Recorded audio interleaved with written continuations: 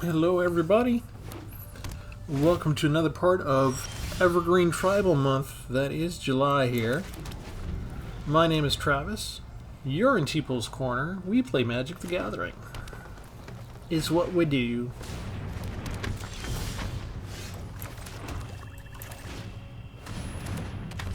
Evergreen Tribal Month. Nobody else participates in it yet. I was hoping to get a national following or something and make it a day, but make it an official month. It's just when I first started broadcasting the YouTube channel, I started by introducing new players to the mechanics that Magic has. And let's see. We've got a deck that's white, blue, and black, so traditionally known as an Esper color.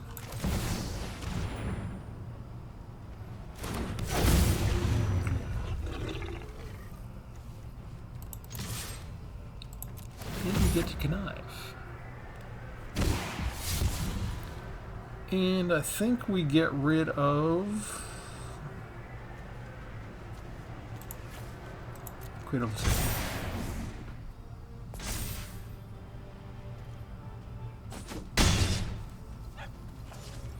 Anyway, traditionally known as Esper, what our deck is focused on is actually Hexproof. So Cradle of Safety gives Hexproof. Sun Gold, if you have enough of the Coven, the different creatures with different power levels, you can get Hexproof. Get rid of my creature right away, why don't you? Okay, fine.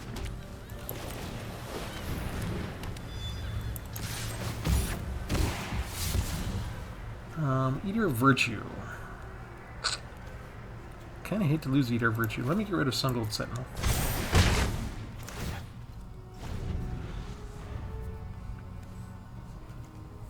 They don't include Ward on here for Eater of Virtue because Ward is a deciduous term. It's not an Evergreen mechanic. Evergreen means it's going to be in every single set. If you're making a set, it's going to have flyers in it. It's going to have somebody with first strike in it. It's absolutely going to have double strike.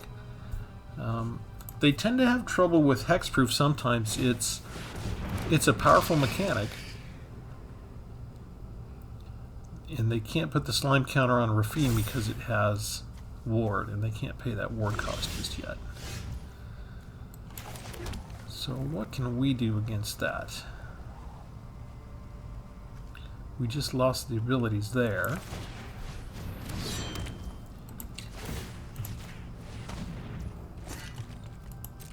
I guess we just continue to connive while we can. And do we get rid of the extra Rafine? I think we do. Because the sludge monster is going to feel safe to attack. But we have a little trick. It's going to pay the ward cost on Rafine, probably. Get rid of the 4/4. Make it a 4/4 rather. Get rid of the flying. Oh, hello. No, we're still going to do this.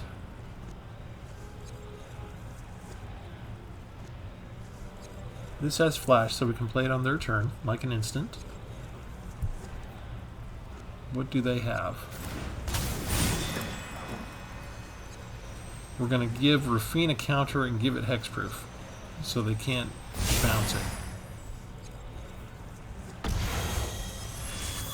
Now that it has hexproof, it also means that Sludge Monster can't make it a 2/2. Can't make it lose all its abilities. All it can do is put yet another counter on Go Shintai. I guess we chump block? I don't need the Cryptomancer anymore, it's already fulfilled its purpose. Still wants to get rid of Go Shintai, but you emptied your hand.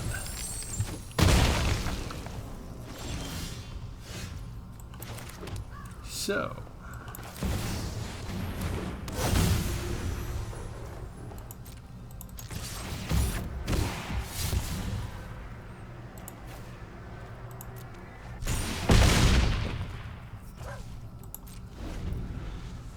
which one do you try and make into a token?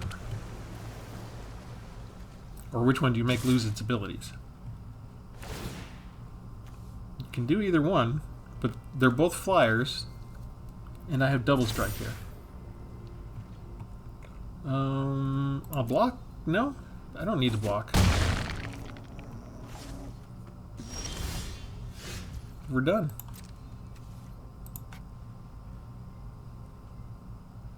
They can draw a card.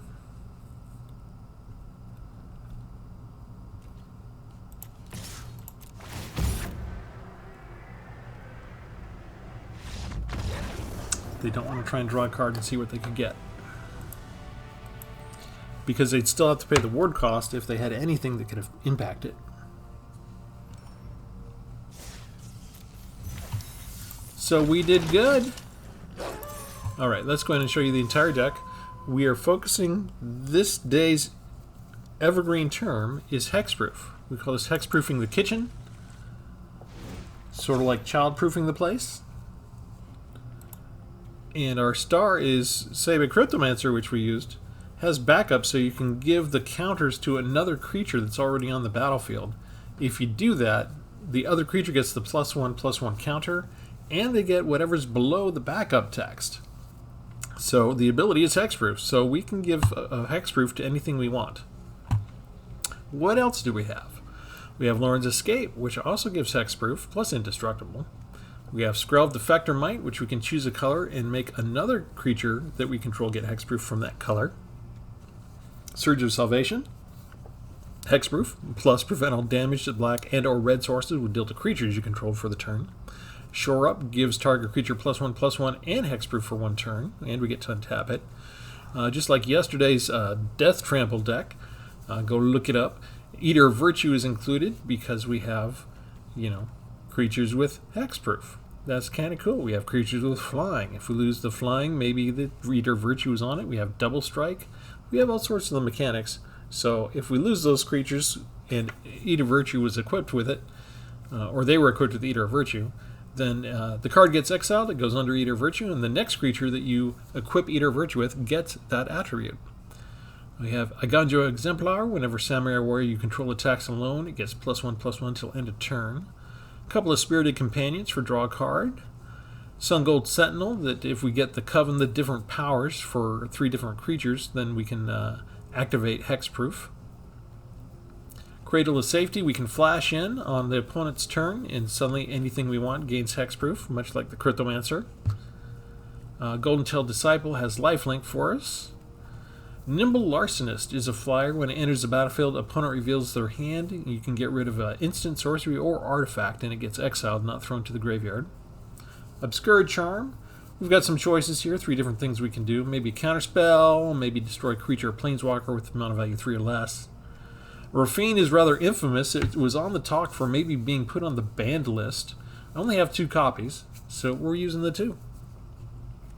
1 Void Rend, the spell can't be countered. I like that. Destroy target non-land permanent. And 1 Zur Eternal Schemer, which is why we have these other enchantment creatures here. Whatever doesn't have hexproof, we fill it out mostly with enchantment creatures, because enchantment creatures suddenly gain Death Touch, Lifelink, and hexproof. So that's kind of cool. Ghost Shintai of Shared Purpose is an enchantment creature, much along the same vein. That one has Vigilance. Vigilance was the first one. We usually take like Trampler Vigilance, and that's what kicks off Evergreen Tribal Month. Board wipes, we have 1 Depopulate, and we have 2 copies by invitation only. We are a little light on the removal. That tends to be what I do when I'm doing these decks, because I'm overwhelmingly... I'm not as much concerned about winning the match as I am about demonstrating the mechanics, so a newer player absolutely understands what you can do and what the limitations of that mechanic are. Enduring Angel, nice complicated card. 3/3 with flying and double strike, gives you a way to survive if your transforms if your health goes down to 0. 2 copies of Kaya, the Intangible Slayer, a planeswalker that is hexproof. Could not resist. We'll see if we get her down. And 1 Walking Skyscraper, one of my favorite new artifact creatures back from Kamigawa first came in. Costs 1 less to control for each modified creature you control, which, you know, we could build that up if we get some Morphines out and get them attacking with different creatures. Walking Skyscraper has hexproof as long as it's untapped. So, you know, if we have something like Go Shintai, equip Eater of Virtue on it and give it Vigilance and it dies, then we could put Eater of Virtue on Walking Skyscraper and it would stay untapped. So, you know, we only have one copy of each, so it's not something that's going to come up every round. But, you know, it's a nice little tactic that's handy. If the game lasts a long time, that can be the decider. The decider. Those are the cards. Hexproof is the mechanic. Hexproof has been a complicated one for the designers, the ones who make the cards, because it's so powerful. And so you can see they're trying to find ways around it. They stopped putting it on so many creatures, and they've really gone hard into the color white to give it instant abilities. To just, hey, let's give it Hexproof for just a turn. And maybe that kind of limit, it'll still be powerful, but it won't be taking over the game necessarily. We don't have a 1-mana play, so we'll just put out the tap land.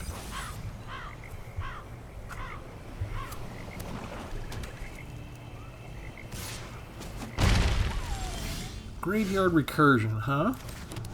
Alright. Bring it. I don't think there's any artifacts in this if this is the pre-made deck.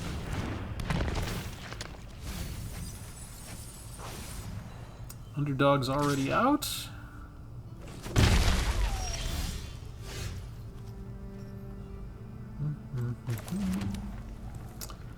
Let's go ahead and see what else they got, since they only have one swamp. They don't have anything we can take away. Darn it. I figured with 4 cards in there, there'd be a good target for us. Now he's probably going to use Gravelighter, unless he wants to set up with Morbid Opportunist first. I guess we just let him build up the board, and then we'll do by invitation only.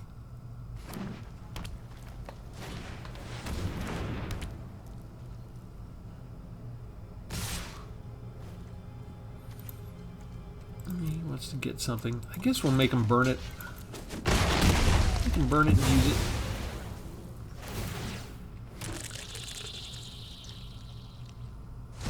I kind of need to wait a turn extra anyway to put down Ghost Shintai because he's got the Gravelighter. I need to have a 1/1 ability to sacrifice. Anything I put down now is just toast. It's not going to be easy for us.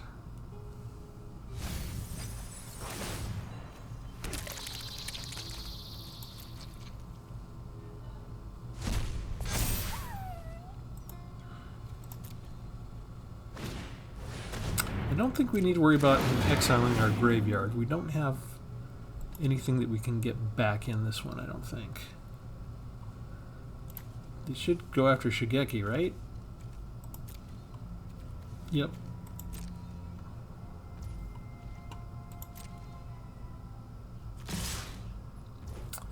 We don't need to take this much of a beating. Let's go ahead and get rid of the Death Bonnet Hulk.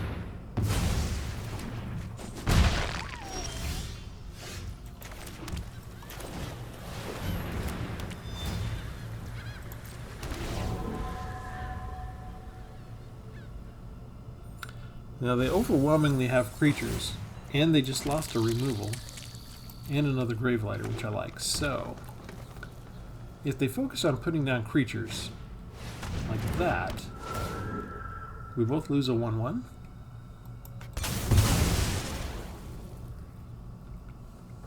Can I survive 3 turns of them putting other things down?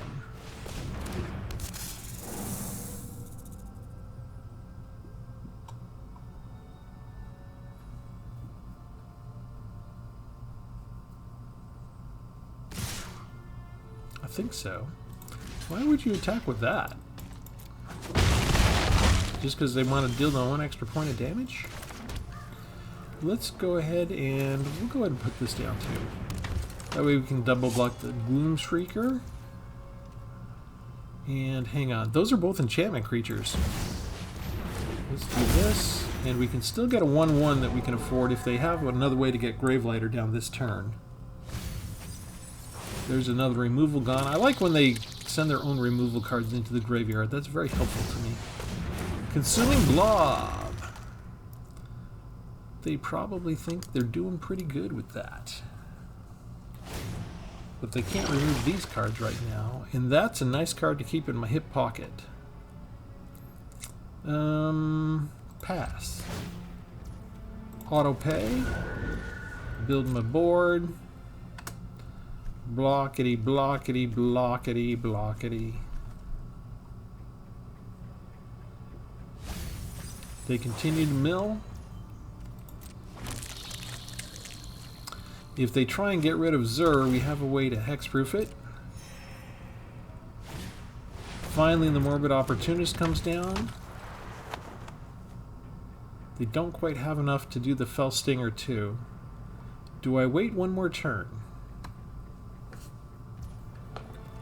Pass.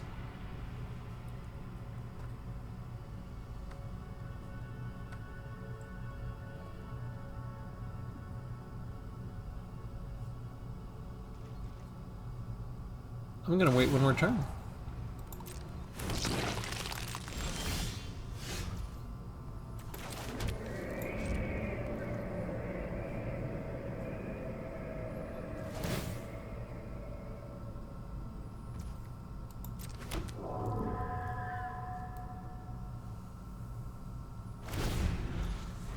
We're developing something of a standoff here.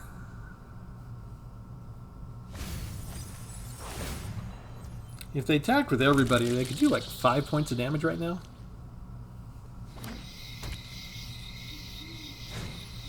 Oh, I didn't expect Gloom Shrieker. Are you gonna go get the Dreadhound? Okay. Fell Stinger, that means you're gonna sacrifice something. There's a 1/1.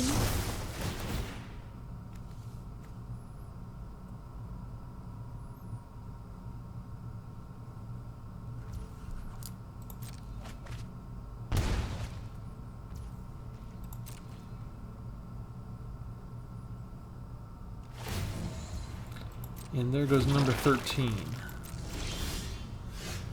Okay, I think I don't have a choice here.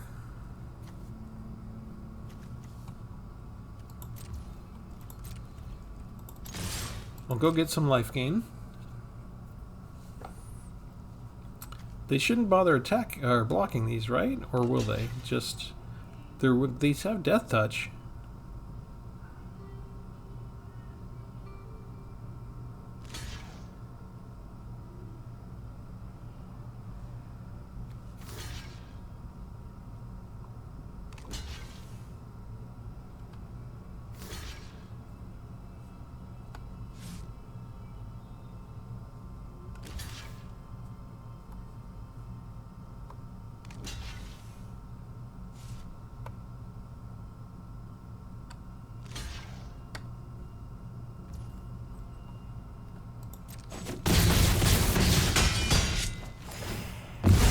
All the tokens.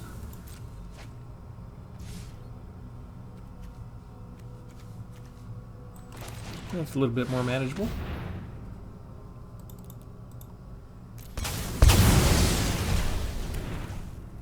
One creature for about 8. I'll take it.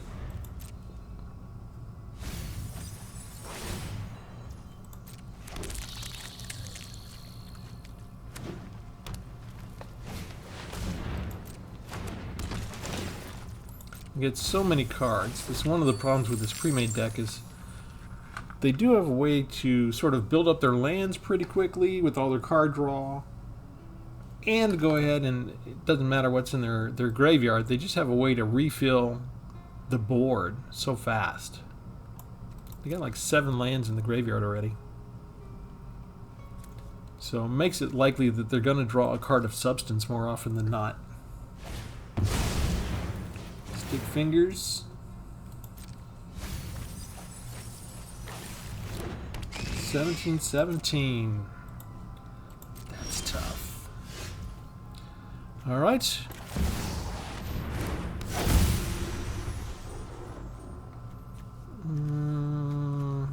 Yeah, we'll put... No, that's a mistake. Shouldn't have done that. Well, what do we want to exile? Tenacious Underdog.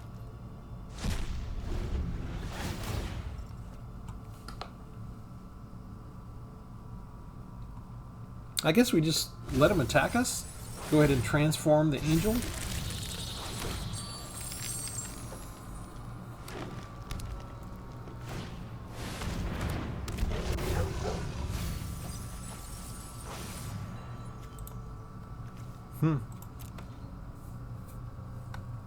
They're milling the right stuff. They don't need that, right? 10 more cards. We would need to last 10 more turns if we wanted to mill them out.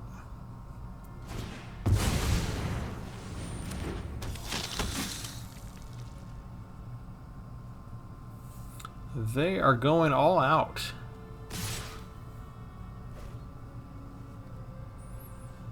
We have double strike there. Let's take it. We're going to go down to 0, back up to 3. Enforcer transforms into the Angelic Enforcer. Oh. I didn't take that into account. That was my miscalculation.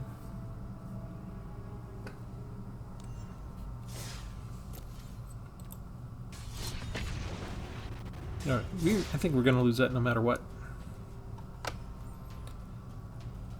That's one of the things that makes the Graveyard Recursion deck so powerful, even though it's pre-made, is they built in such a ton of card draw in that.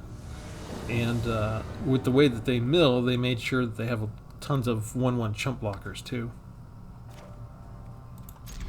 We were not able to keep up. Hello! Let's go get a planes. We need to be able to put down the puppy.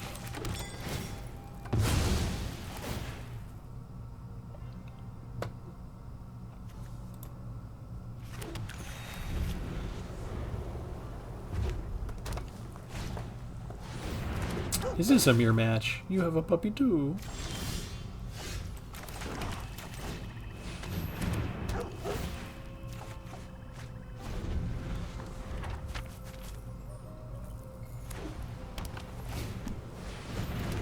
They have lots of puppies.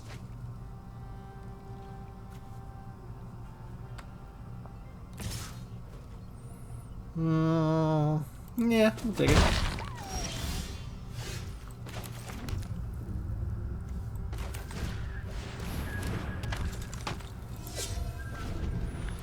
We've got Shore Up. We want to see if we can draw out any kind of removal.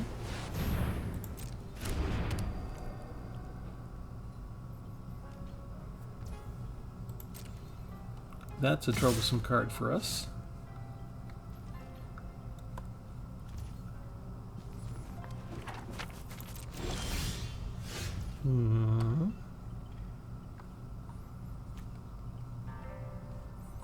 That's 4. Alright. But let's see what else they have.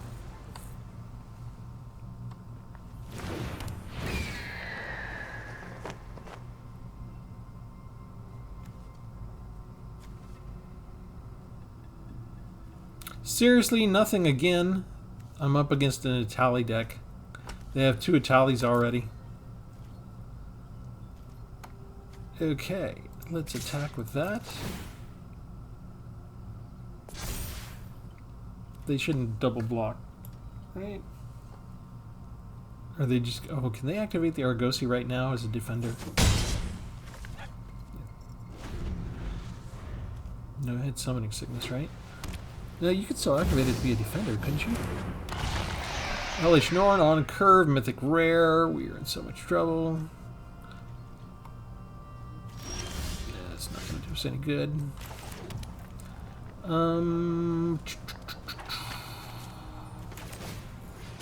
Down this. Let's go ahead and do that.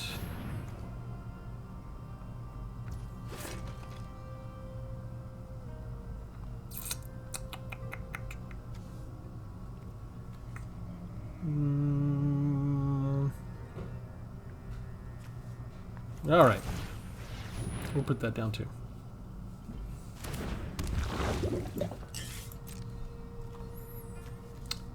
This thing could be a problem in a minute. I guess we go in and attack. We've only got toughness 1. We can't do much against anything else there.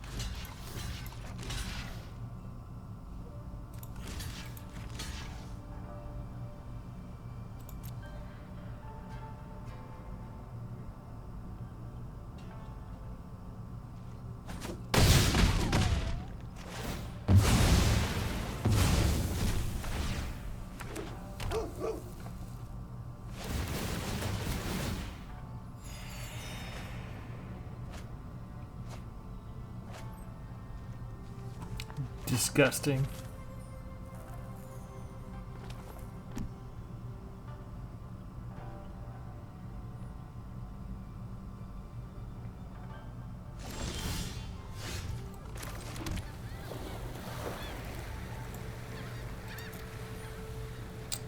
This card is not doing us much good.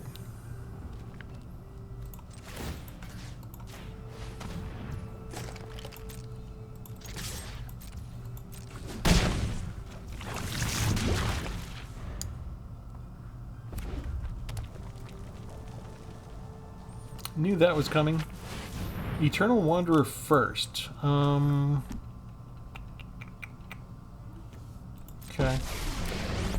Okay. I'll help any way I can.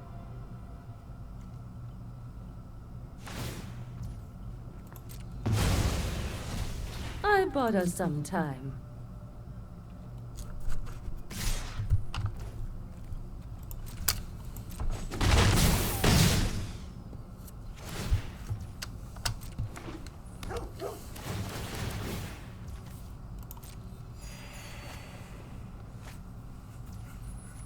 Just kill one of these now.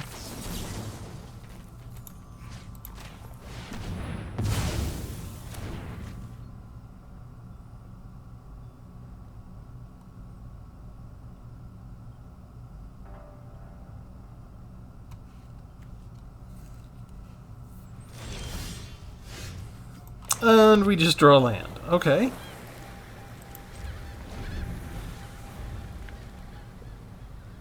I'm getting frustrated. I should have flown over and hit the Eternal Wanderer.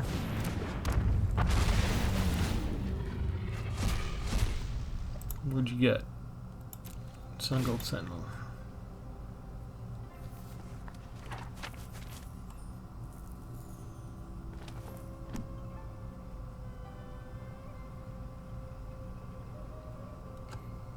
Man, they're taking a long time.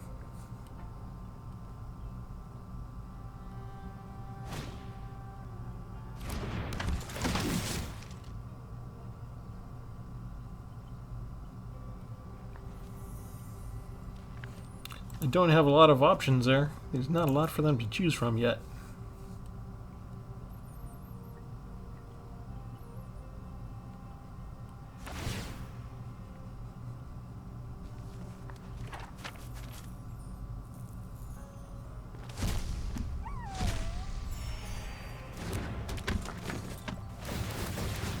Yeah, LH Norn is just providing so much value.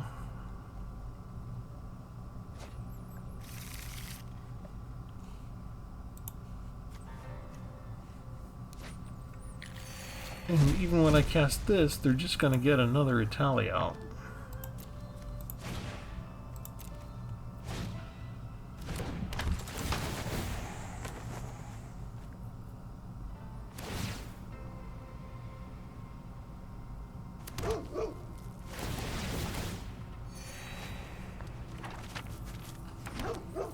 Maybe I can mill them out.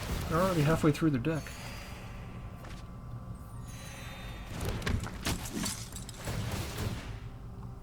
They're going to hit my upper limit of by invitation only in a second.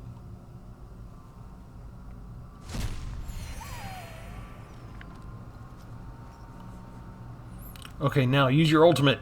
Oh, no, never mind. You're coming with me.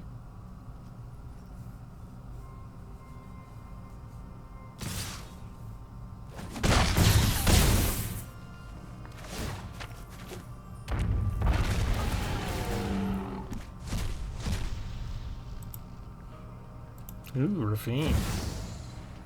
That's a good one.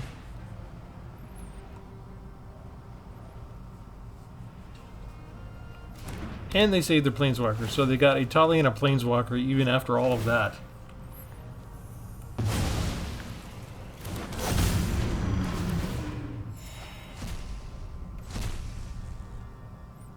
I haven't really hung around, but usually if they hit a Tali, it's later on in the match. And it's much more lopsided already, even than this is.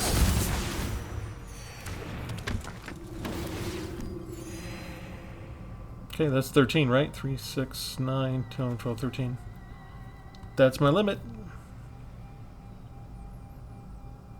My turn. Land!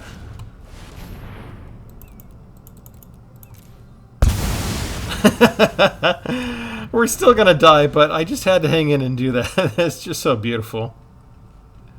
That's exactly the right number. Okay, bring out your little Atali and just do your effect one time. Your one measly time. Oh, now they, man, they're not leaving me with anything. So mean. What did I ever do to you besides make you sacrifice 13 creatures at once? I'll handle this one.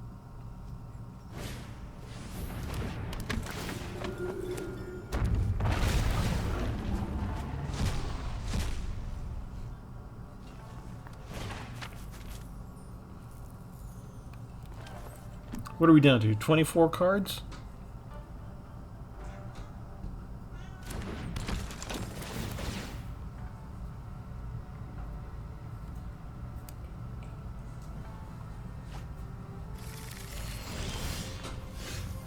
Enduring Angel. They can exile it.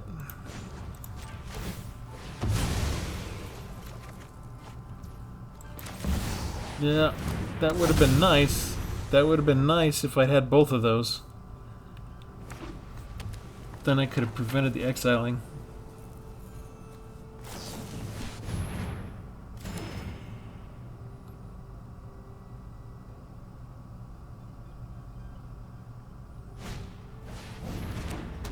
Yep, they just have another ossification. Alright, that's all she wrote. We will leave that. Still felt good to get rid of 13 creatures at once. Still kind of fun. I haven't gone up against the Tali combination with Eternal Wanderer before. This is very powerful.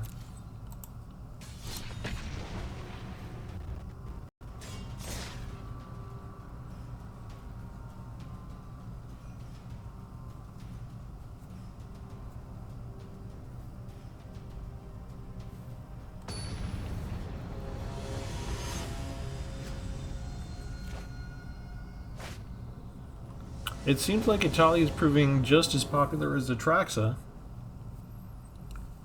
I'm kind of surprised I haven't seen any Atraxa-Atali combination decks out yet.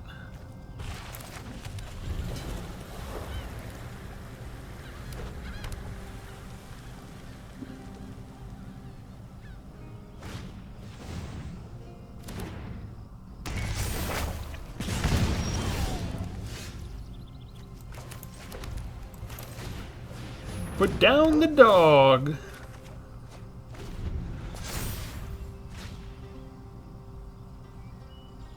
This card could come in useful this match.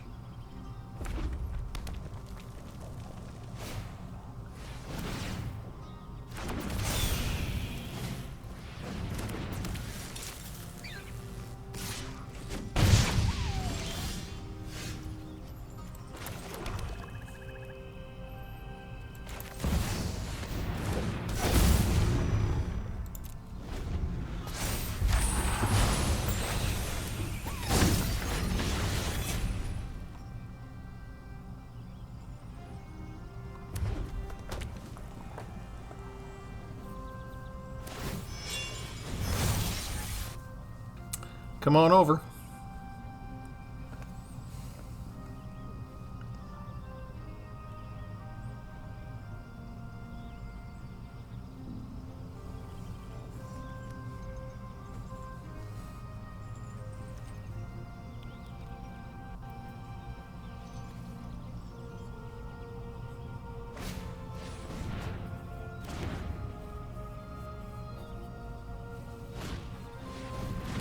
Nice.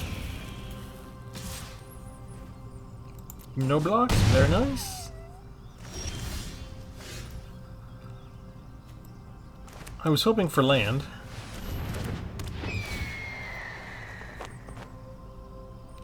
Let's get rid of lightning strike.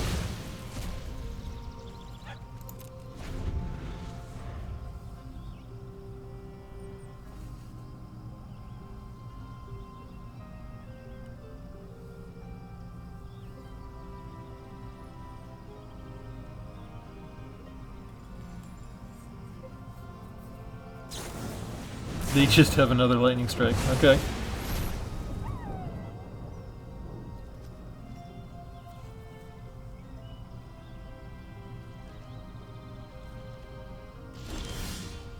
Ah, land.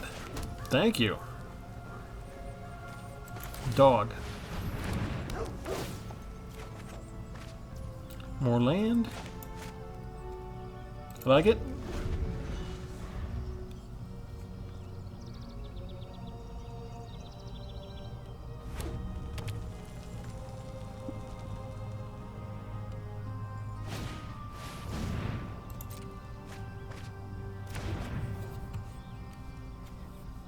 Two creatures.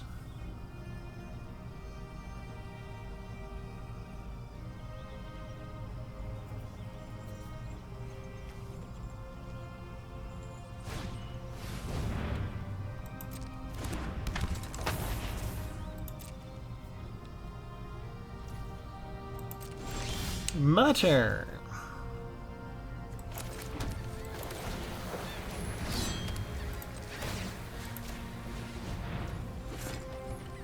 I don't like that. We'll leave it there.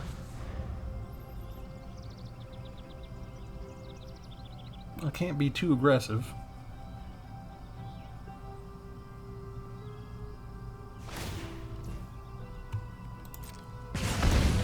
Taking damage to yourself.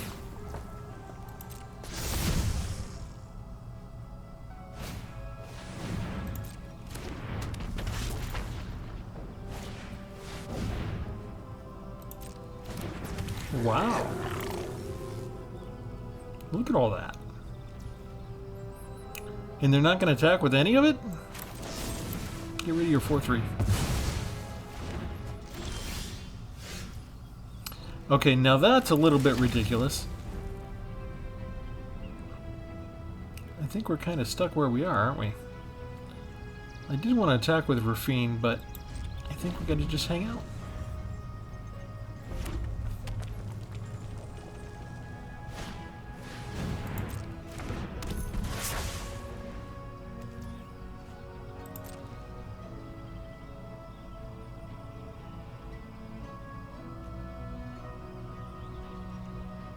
Still not willing to attack.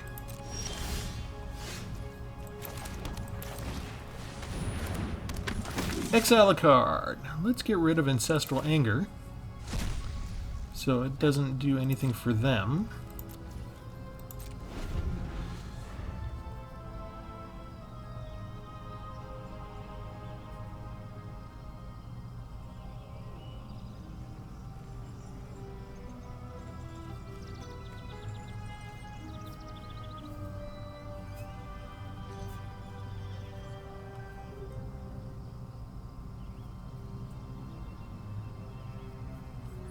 Have you ever seen mono red able to hold on and restrain themselves and use such discipline and not just run in and attack you all the time before? So patient.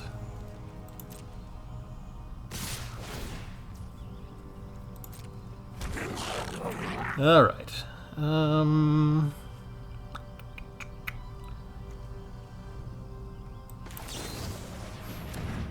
We'll do that.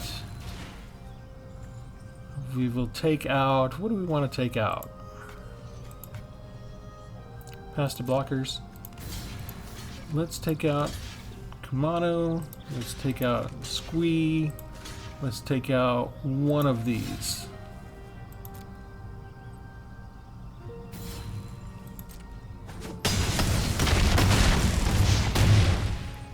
Down to 5. Half their line is gone. They do have a lot of stuff they can use to bring Squee back whenever they feel like.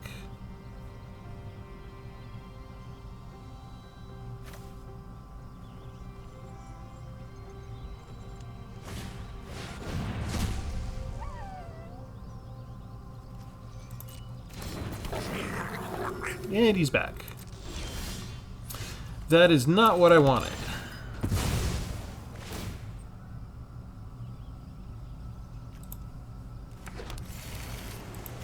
We have to go draw a card. We need something to survive. Ah. Maybe that'll be enough? Let's find out.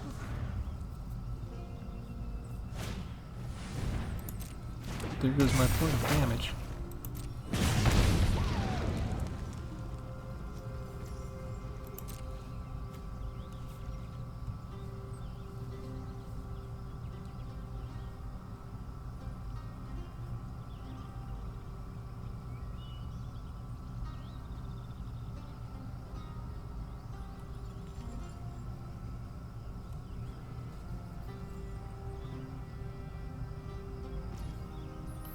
They don't attack. Okay. Well, in that case... How about that?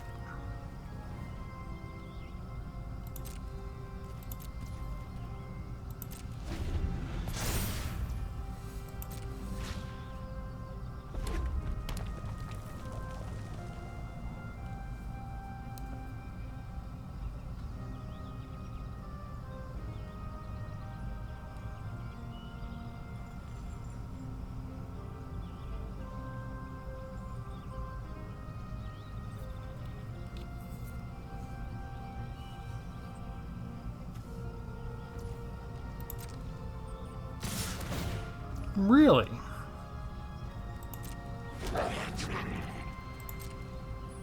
Okay. We're going to take out a flyer. We're going to take out you. We're going to take out you. We're going to take out you. And we're going to take out you. And Hexproofing +1.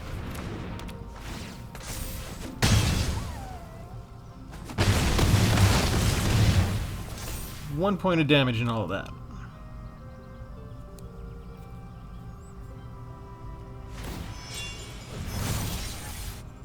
Go right ahead, we don't care about that at all. And they get rid of their graveyard to bring Squee back. Okay.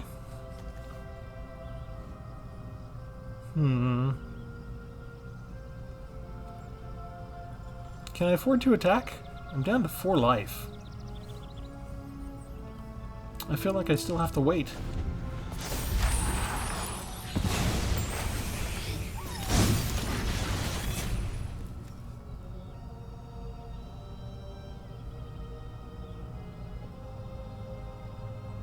They can't do direct damage spells while Enduring Angel is around. So this is why I included Enduring Angel. Good against mono red. If they have direct damage, they can't hit me in the face yet. They'll have to go through Enduring Angel first.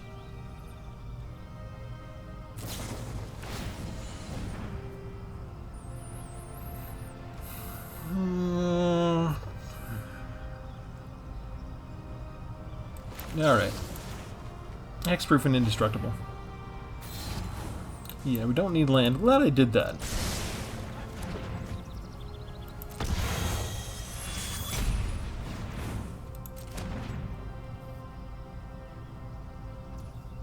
They can't attack.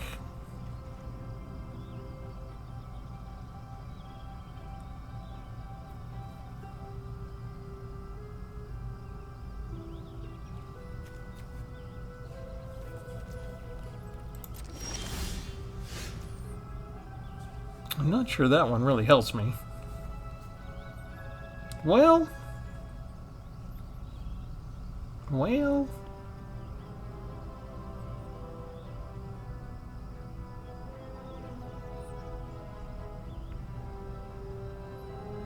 Hmm.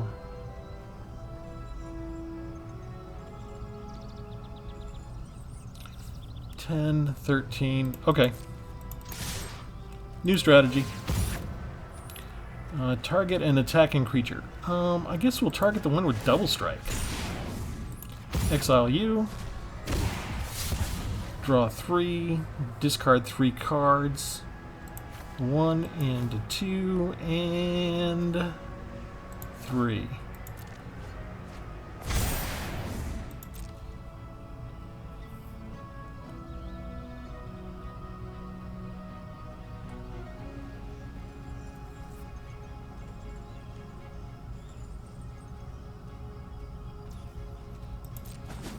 Oh, they just take it?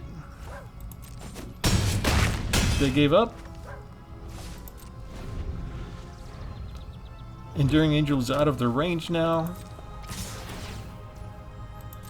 We don't care about any of that because we're going to go to 0 and they'll just transform this card. Back up to 3. Angelic Enforcer. If they don't know how this card works, they're very surprised right now. Maybe they thought... Maybe they did the math as blockers and realized they'd have 1 life point left and thought they'd be able to swing in on the counterattack, and... yeah, they probably didn't understand what Angelic Enforcer does.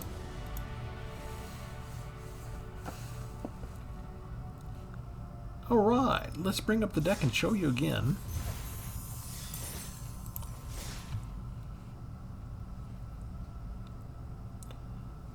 It's a little bit of a control strategy, so... you do have to be patient. I did want to have Kaya come out. No Kaya, no Walking Skyscraper just yet. But, yeah, this is kind of fun. With the Enduring Angel, they hit you, your total goes to 0 for your health. Enduring Angel gets to go back up to become 3 for life total. Then it turns into Angelic Enforcer. In both cards, you have Hexproof. So, really good to include this card if you're going up against a lot of mono red aggro, which we always are. And then the power and toughness are equal to your life total, and whenever the Angelic Enforcer attacks, double your life total. So we would have gone from, let's see, she was going to be at 5, so she'd be at 5/5. Our life would have gone from 5 to 10, and then it would have gone to 20 because she has double strike. So that's a sight to see if anybody ever hangs around for it. And with Sabe Cryptomancer, we just kept the mana up so that if they were trying to do something like remove our win condition, we could flash it in and give it a temporary hexproof, and that worked out just fine.